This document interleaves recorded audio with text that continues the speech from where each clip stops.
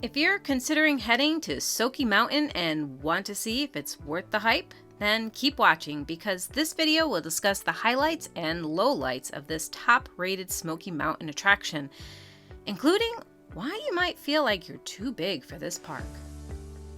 Welcome to Bear Facts, where we explore the Smoky Mountains one bear fact at a time.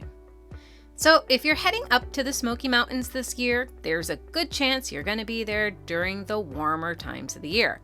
Temperatures start rising in Tennessee in the later part of spring and stay warm all the way to mid-fall, making water activities highly attractive to many people.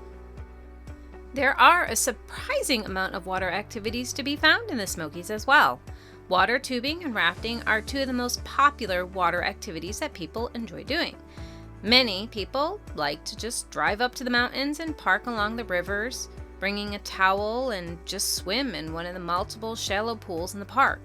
There's a lot of fun activities that you can do to get a break from the heat of the summer, and when I say heat, I mean it. It gets hot there. The Smoky Mountains are part of the South.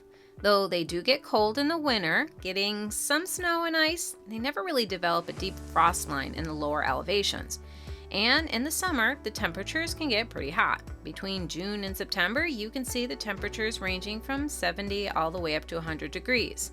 The summer months averaging from 80s to 90s, making it a perfect temperature range to enjoy water attractions and activities.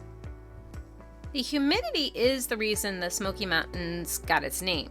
The vast forest of trees and plants that lay like a carpet over the curving, rolling mountains and hills hold a lot of water. This water sits over the mountains like a thin veil, giving the Smoky Mountains its hazy glow.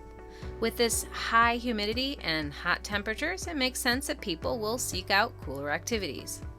The Smokies has two water parks to choose from, Splash Mountain and Pigeon Forge, which is owned and operated by Dollywood, and the newest one, Soaky Mountain. We've held season passes for both parks, but I'm not really going to talk about Dollywood Splash Mountain much in this video. However, I might bring up differences along the way. So, let's talk about Soaky Mountain. The first fact is that Soaky Mountain is the newest water park in the Smoky Mountain area. They first opened in the summer of 2020 and are owned and operated by Wilderness of the Smoky Mountains of Sevierville.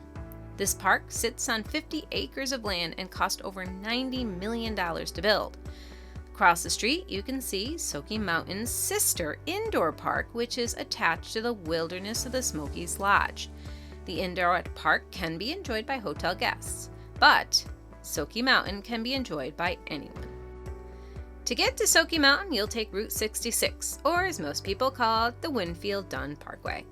The actual park is off of Grist Creek Road. Since both parks are very visible from the parkway, it's hard to miss. The company made sure that you would see both water parks from miles away and you won't have any trouble finding them. Like larger-than-life children's toys sitting up top of the hill, these parks are full of color. Sitting up on the mountainside, they draw you in. With Dollywood Splash Mountain, you can take public transportation from Gatlinburg or Pigeon Forge, but there isn't a public system in place to get you to the doors of Soaky Mountain. You will want to drive yourself or take a rideshare if possible. And though walking is possible, it won't be comfortable and it isn't close to many of the other attractions in the area. So, let's cover the costs and main points you need to know about Soaky Mountain to plan your visit. There are a few things you want to budget for when visiting Soaky Mountain. The first and most unavoidable cost is the park admission, and parking if you plan on parking your car in the park. I would consider budgeting for locker rentals and possibly food and drinks, as outside food and drinks are not allowed. I'll talk more about this later in the video. The first place you'll need to spend money is in the parking lot. Yep, they charge for parking. It'll cost you $20 to park per day, though they do have a discounted rate if you prepay online. When you purchase your tickets online, you will also have the option to get your parking pass as well. You'll save a lot of money doing it this way as well. The second big cost is the admission into the park. If you make a last-minute decision to go to the park, the cost at the door will be $49.99 for adults and $41.99 for children under 42 inches. And don't forget about the 10% sales tax. This unfortunate hidden fee will hit your wallet hard, so make sure you factor it in your budget. However, you can save some serious cash by purchasing your tickets ahead of time online. The park gives you a pre-order discount on tickets and parking fees if you go to their website and order ahead of time. Another way to save money is take advantage of the twilight admission.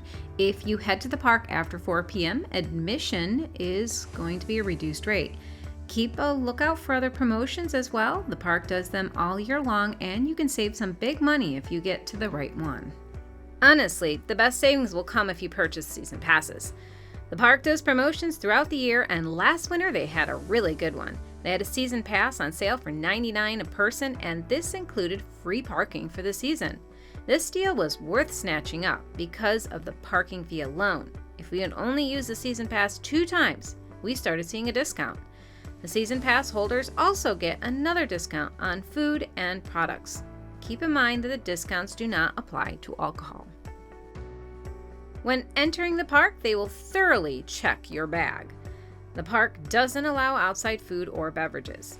You are allowed to bring a sealed plastic bottle waters or a sealable water container. They are very clear about not allowing glass items. Even baby food containers need to be plastic. They are also clear on no firearm policy. The park takes guest safety seriously, as you are very likely to see resource officers at the gate when entering. Okay, here's the part you've been waiting to hear about. Are you too big for this park? The answer is yes and no. There's no actual discrimination against heavy people in the park. All shapes and sizes are welcome to the park with open arms, but not all shapes and sizes are welcomed on all the rides. As a person who has struggled with my weight, I found this part to be hard to grasp. But almost all of the water coaster rides have a weight limit of 250 pounds or 114 kilograms. And they will weigh you. Yes, you heard me correctly. They have real-life scales in the front of or before every ride that has a weight capacity, and they are very serious about this rule. The reason for the scales is to prevent people that are heavier, and this could just be people with large muscle mass as well, from getting on specific rides with low water pressure or narrow tubes. This will prevent people from getting hurt and or stuck on rides. How the park avoids discrimination is by weighing almost everyone or just randomizing who they pick, but they are weighing you before you get on the rides. Kids think this is fun when they have to be weighed, but I can see why they're doing this, to make it not seem like the ride attendants are only picking out the heavier guests to get on the scales. I can see how the system can turn into a fat shaming situation real fast. One real relief is that the number is only visible to you and the park attendant, so your weight won't be on display for everyone. Now that uncomfortable part of the video is over, let's get to the fun stuff and talk about planning your day at the park and what you should bring. First thing to note that they do have lockers. When you enter the park, right past the changing areas, you will see a covered area with those lockers.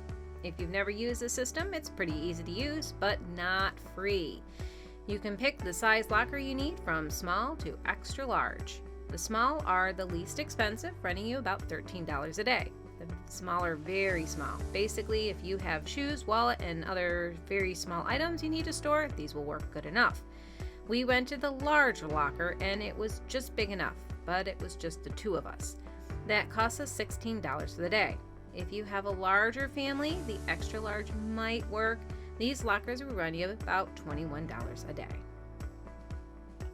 When you get to the locker area, you will need to find a kiosk in the center of each locker group. The locker groups are numbered. This number is the first number in each of the lockers in that group. When you hit the digital display, you will be able to pick the size you want. Keep in mind that each kiosk is only for the lockers in that group. So even if the kiosk is full, just go to the next one until you find one that is still available. There is the possibility you might need to go to another locker area deeper in the park. The ones in the entrance can get sold out early. Once you pick your locker size, you will need to pay. The machines use cash or charge. Once you've paid, the machine will let you pick the locker and you will need to put in your own passcode. Remember this passcode and your locker number. As soon as you finish typing it in, the locker you rented will pop open. You can revisit your locker as many times as you want. Just go back to the kiosk you used initially to purchase your locker. If you're only grabbing something out of the lockers, make sure to hit the button Access Locker and Continue Rental. Then type in the locker number and your passcode to go to your locker. Don't close out your locker session until you're completely done for the day. However, if you don't close out the locker session by the end of the day, you will be charged a late fee. This is to discourage people from letting someone else have their locker when they're done with it.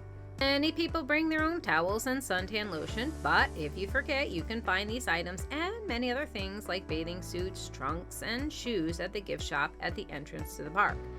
The park doesn't offer a complimentary towel service, so make sure you're prepared.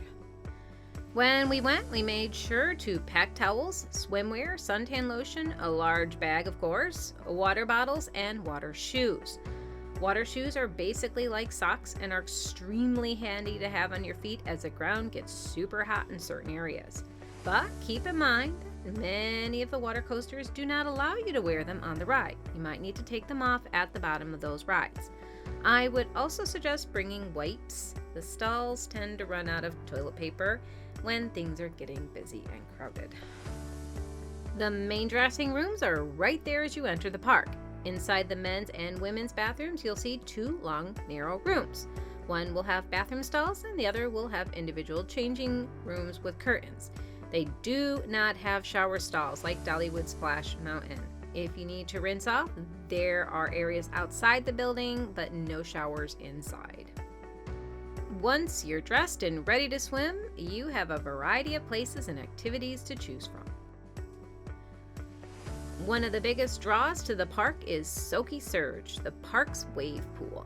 This 35,000 square foot pool is calm 1 minute, and when the music pipes up, it begins to surge with waves up to 6 feet high. If you aren't a strong swimmer, you can comfortably stand in the shallows, but the pool gets pretty deep in the lower areas. There is an actual pool for people who just want to swim. It's on the lower part of the park in Coyote Springs. The second biggest draw is the Lazy River. The Black River Rapids is the lazy river with a twist. For certain hours of the day, the attraction generates surge waves. Though this is fun, they also run out of inner tubes for people who want to ride on them. And though you can swim on this attraction without a tube, I found that when it gets too crowded, kids were swimming under the inner tubes and around the areas that you're trying to swim. You don't have much control over your tube when the surge hits, so you end up hitting them. It was very unsettling when the surge happens and your inner tube goes over a kid's head.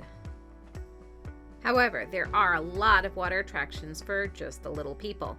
The biggest play area for kids is called the Beehive. This is a water jungle area that kids and adults can walk up, climb around, and slide down and around. It has a bee theme and with colorful characters, walkways, stairs, and splash stones that people of all ages and sizes can enjoy. It's a fun place to go. In the center of the Beehive is an extremely tall water slide that gravity and water can help propel you down. There are also other areas with smaller water slides and things that let younger kids feel the thrill of the water coaster, especially if they're too short for the main water coasters designed for people 42 inches or taller. Almost all of the water coasters have size and height limits, so make sure you look for the signs before getting on rides so you know ahead of time. Each ride will give you a height and weight limit before you head up the stairs. And of course, there are a lot of great thrill rides. Many of them are double riders, but there are also single rides as well. Rocky Top Raceway is a single person ride where you can race your family and friends to the bottom of the ride. The Rocky Top also has the Whoop and Holler, two rides that offer the highest thrills for those who like getting the bottom taken out from under them. I have attached the link to the Soaky Mountain fact sheet in the description that gives a brief overview of each ride, weight limits, and height requirements for each of the rides and attractions Soaky Mountain offers. This fact sheet was generated for the 2023 season. One thing that I really appreciate about this park is the food. There are a lot of choices. Granted, they make it impossible to bring your own food, so unless you leave the park and go eat in your car, you have to eat there. But they put some thought into the choices. You will see basic food such as pretzels, pizza, chicken nuggets, walking tacos, hot dogs, and burgers. I really like the old London double-decker bus they used for the food trucks. It was a cool twist. They also have a frozen yogurt shop that you can make your own sundaes in. And of course, they have lots of sweets and treats for anyone who has a sweet tooth. And Soaky Mountain is not a dry park, no pun intended, but there are 3 separate bars where you can get a variety of beverages, from mixed drinks to beers. Of course, you can also get virgin mixed drinks, soft drinks, milkshakes, and water. There is no shortage of choices. They even sell a limited selection of energy drinks and coffee if you need a boost to start your day. And if you don't want to pay for water or drinks, there are water refilling areas throughout the park as well, so you can refill your containers or get cups for it. The last thing I'm going to talk about are the cabanas. These are ideal for people and groups who have a lot of stuff, want a place to leave their things, want privacy, need a home base, or just want a chair they don't have to share with anyone else. The pricing for these range from $100 to $300 or more, depending on the size of the cabana and the time of year you're visiting. You can look at pricing and even secure your own cabana before your visit online, or you can rent them when you're arriving. Though there seems to be a ton of cabanas, they do sell out. So I would suggest if you have a specific area you want to be in or are worried about not getting one, that you order ahead of time online to secure your cabana. So now that we've talked about the facts, let's take a closer look at how these facts might have a positive or negative impact on your decision to go to the park during your next visit to the Smoky Mountains. So we'll start with things that you might consider a negative feature of the park. The first and biggest issue is, the issue of being too big. I get that they need to consider safety, and there is the complication of people getting stuck in the tubes. But if you're heavier than 250 pounds, you will be denied entry on many of the rides. Having the scales in front of all the rides is very humiliating for many people. Even if you're well below 250 number, no one wants to jump on a scale in front of strangers. The next issue is that you can't bring your own food and drinks. Unless you have specific dietary needs, you will not be allowed to bring outside foods. And though they have water fountains for guests, there really aren't as many as you should have in a park this size. The next thing is pricing. A family of 4 without any discount will drop at least $300 after parking fees, taxes, and park admissions just to walk through the door. This isn't a cheap attraction. The fact that they also charge for parking in an area that parking isn't really a premium commodity, such as downtown Gatlinburg, is also a major detractor. Another issue for some people is that the park lacks public transportation. It's a high tourist area, and many people enjoy leaving their cares and cars behind and letting someone else do the driving. Soaky Mountain isn't a place to get to real easily unless you have your own transportation. Another discouraging issue with attractions such as Soaky Mountain isn't something the park can control, but it's still an issue nonetheless.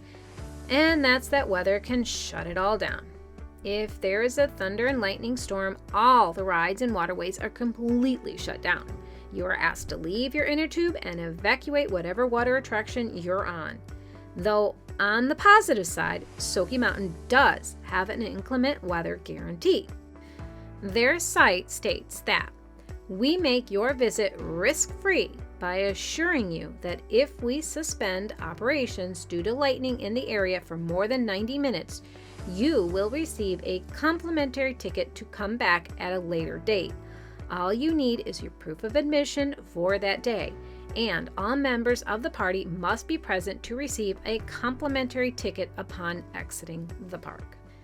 The final discouraging fact to consider about Soaky Mountain is one that you're going to have in any place when visiting top Smoky Mountain attractions during the summer: the crowds and lines. The lines in each ride can take a long time to get through. The park is very conscious about safety and making sure that each person is off the ride before letting the next person on. But this system limits the amount of riders per hour, and waits can get very long. This is definitely something to keep in mind when you plan your visit. Now, here are the real highlights of this park. One of the best things about Soaky Mountain is that it's new and still shiny. The rides and all the attractions are clean and in good repair. The rides are fun and exciting, and there's enough variety of rides for everyone and anyone to enjoy and do. Young, old, short, or robust, there is an attraction for everyone to enjoy.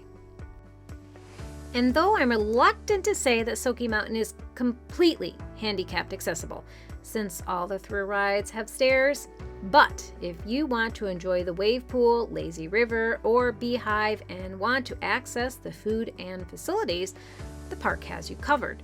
The only stairs are to the water coasters, so if you have low mobility, you can still enjoy different parts of the park without worry.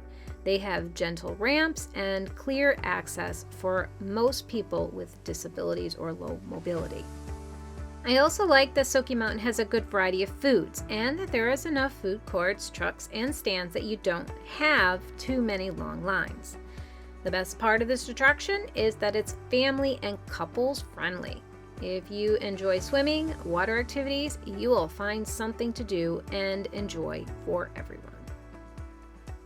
And as always, we hope you have enjoyed our video. Please help our channel to grow by clicking the like button and subscribing. And stay informed about new video releases by clicking the notification button. Thanks again for watching us at Bear Facts of the Smoky Mountains.